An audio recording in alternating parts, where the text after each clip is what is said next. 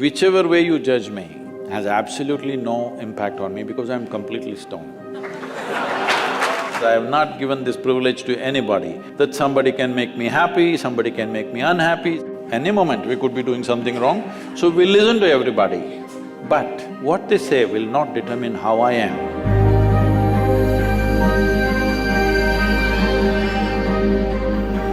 So Sadhguru, sometime back I happened to be in a situation where a friend of mine was drunk. So when she was in the drunk state, she was repeatedly saying that please don't judge me as I'm drinking, please don't judge me. It is… but she has lost her judgment, but she doesn't want you.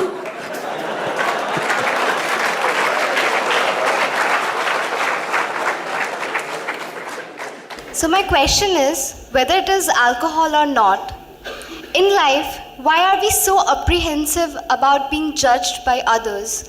And how can we not let this come on our way of being happy?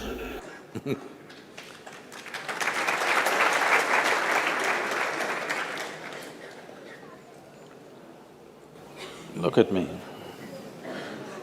See, I'm always stoned.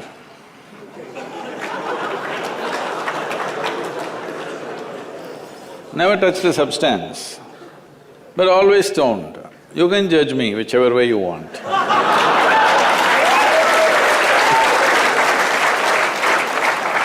Because one thing is, I'm stoned in such a way that I have not lost my judgment at all. And at the same time, whichever way you judge me has absolutely no impact on me because I'm completely stoned.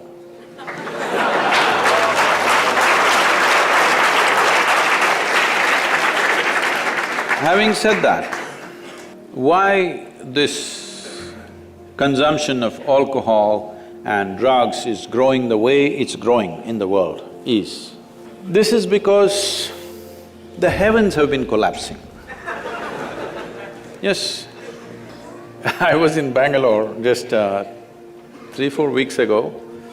There were over 8,000 people doing a 2-day program with me. And just casually I asked, how many of you think you will go to heaven? Only 5 hands went up. Then I asked, are you all the hell people? No, it's just that both heaven and hell have collapsed in people's minds. This is the first time in the history of humanity that this many people in the world can think for themselves. Otherwise, your priest, your mullah, your pandit or a book was thinking for you. The first time that so many people can think for themselves. Or they're thinking right, thinking wrong, there are many issues about that. But they're thinking right, thinking wrong, but they're thinking. So all illogical things are naturally collapsing. Still, this generation has not fully walked away from it, still there is fear. They can't openly say, there's no goddamn hell or heaven. They're still fearful about it, but they're trying to make a little heaven for themselves here. So, hey, wait. So naturally, when they're not able to do it for themselves out of their own intelligence, they will fall back on chemicals. Today, just to take very affluent societies, because every society is aspiring to be like that, let's say you take United States, which is the most affluent nation on the planet right now. 70% of US population is on prescription medication. Another 30%, of course, buying it off the back streets.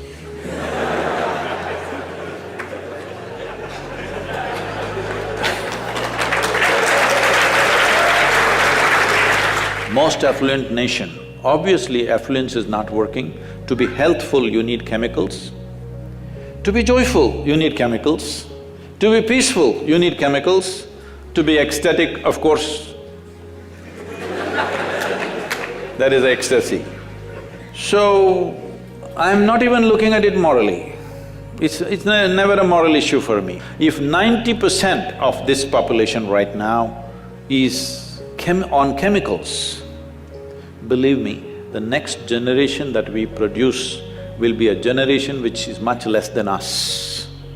If we produce a next generation less than ourselves, we have committed a crime against humanity, because the next generation must be at least one step ahead of us, otherwise we've lost it. We've lost the entire process of civilization when we produce a next generation which is actually less than us. So, we are heading towards this rapidly unless we teach individual human beings how to simply sit here and be blissed out. Stoned enough or no? Just look at me. But am I conscious enough, alert enough, clear enough? If there was a way to intoxicate yourself without losing your judgment, without losing your awareness, without losing your intelligence, it's a great thing. Intoxication is a fantastic thing. Only problem is, it takes away your judgment, it takes away your intelligence, incapacitates you. That is the problem, isn't it? Is it true? Ask anybody, you're not in the medical sciences, but ask anybody, is it true that this body here is the greatest chemical factory in the universe right now? The universe that we know at least? Only problem is you're a lousy manager. If you know how to manage this, you would be like me, always blissed out. Anybody can say what they want, anybody can do what they want.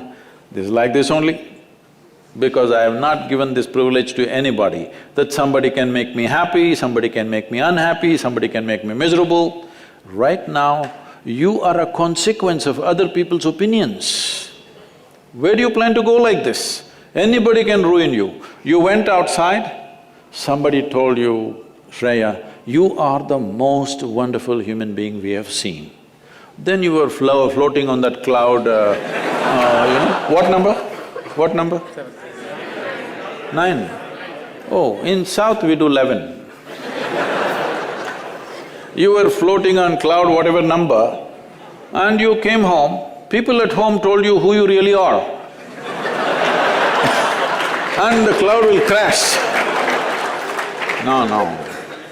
It's very important that neither this way or that way, we listen to everybody, because we could be doing something wrong. Hello? Any moment we could be doing something wrong, so we listen to everybody. But what they say will not determine how I am. Never, ever. This you must fix, and you must tell your friend when she's not drunk. Because otherwise she won't understand.